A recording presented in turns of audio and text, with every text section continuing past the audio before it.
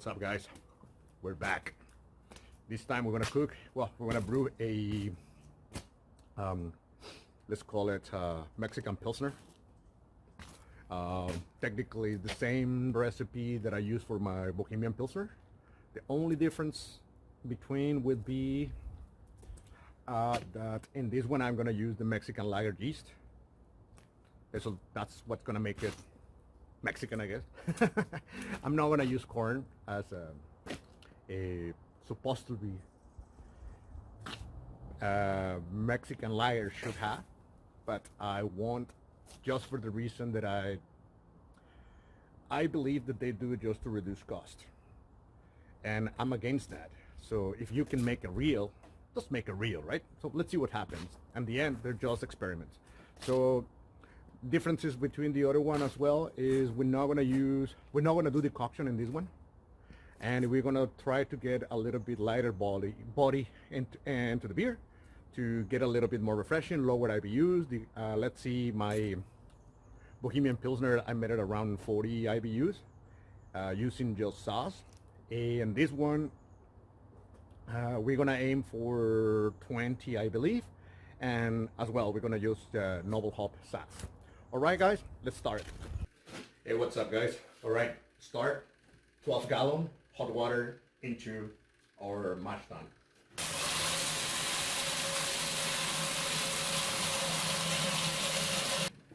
All right, let's throw the grain in.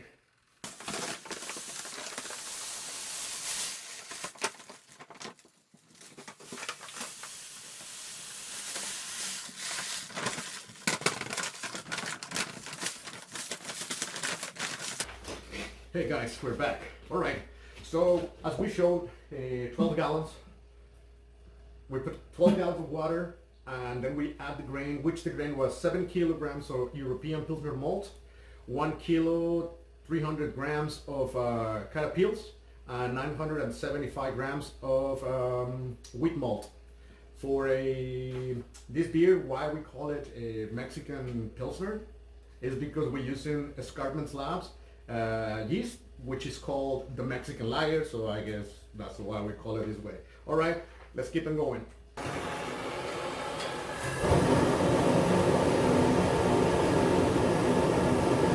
All right, after we put the grain in, we got a 55 degrees Celsius temperature, so we're gonna raise our temperature up to 65.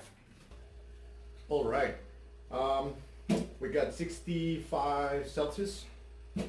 We are about 15 minutes into the mash. Every 20 minutes we do the test with the iodine, I think it's called. We do the test to make sure that we got all the sugars that we looking for our beer. So let's do a test in 5 minutes.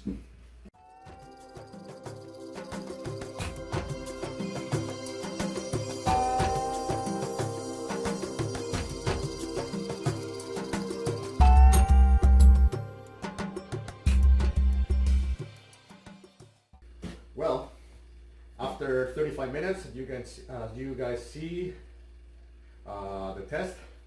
We're basically ready to mash out. What we're gonna do, we're gonna raise the temperature around 77, 78, and we're gonna start filling up the sparge water. So we're gonna get it at the same temperature. We're gonna do the sparge, and then we're gonna basically start boiling. All right, guys.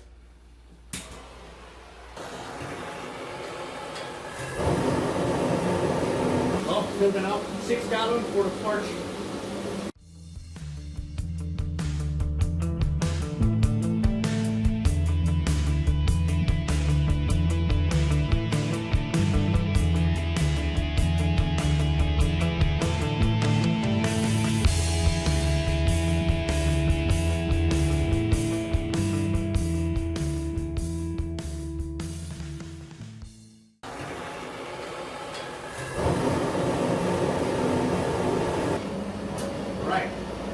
We're boiling now.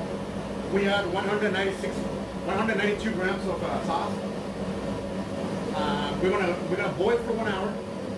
After 45 minutes pass of boiling, we're gonna add 60 grams of sauce for flavor.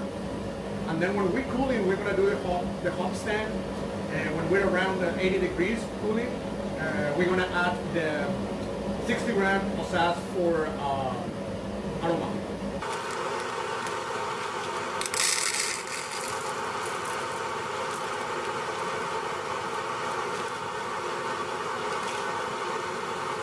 All right, we're gonna start boiling. So we're gonna add 192 grams of sauce.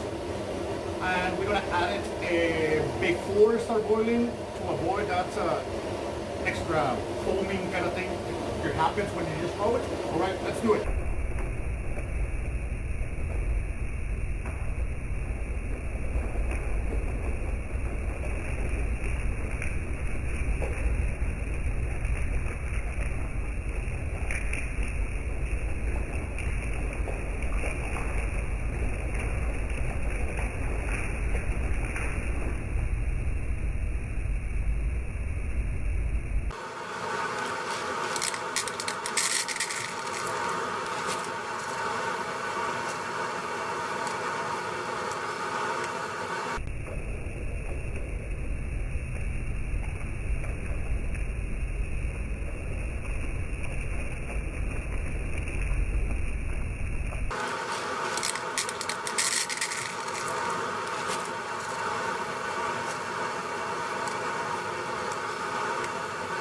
Well, we're cooling now.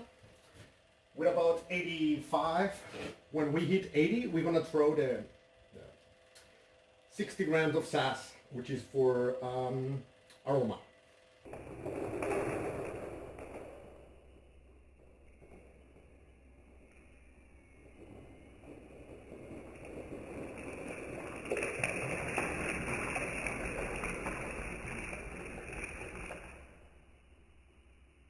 Well, we're almost done cooling. We're about 30 degrees. When we're around 20, we're gonna pitch the yeast and we're gonna start transferring into a fermenter.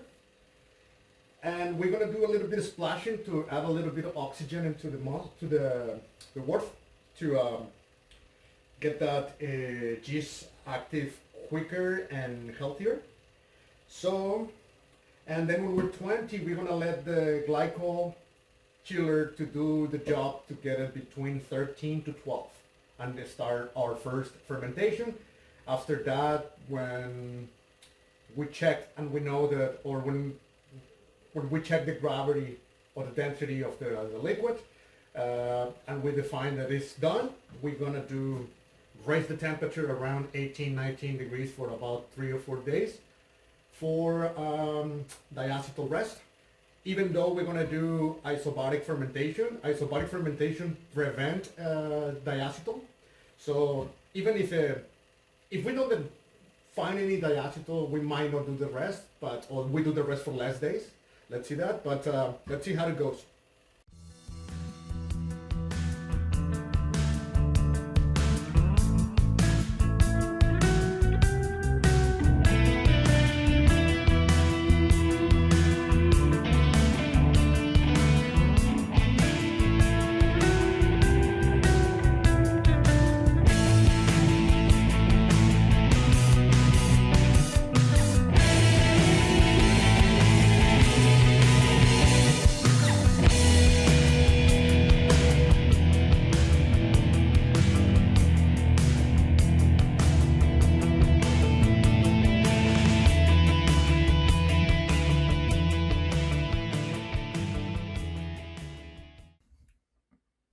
Well, we got to the end of the video.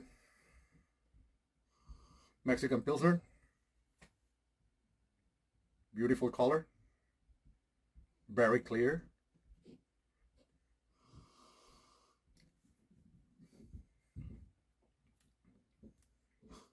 You can smell a little bit of almost like bread, and the taste.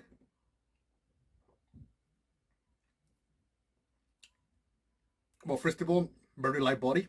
That's what we're looking for a Mexican. And you can tell. Good retention. Kind of like it. And it tastes like the crust of the bread, just the outside of the bread. It tastes really nice and delicious. I'm very impressed. It's kind of like cereal taste. Very impressed with the beer. And a little story about this beer. It's gonna be, we're gonna brew this one at Moon Under Water.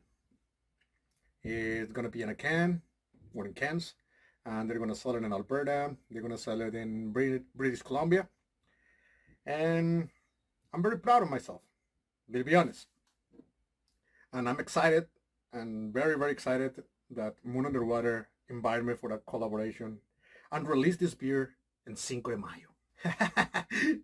Because I'm Mexican and we trying to celebrate it as a Mexican. Okay, guys, thank you so much for watching. And there are more beers coming. There's the Misterio. There's the Mexican Donko. There are more beers coming. Okay, banda. All right, people. See you next time.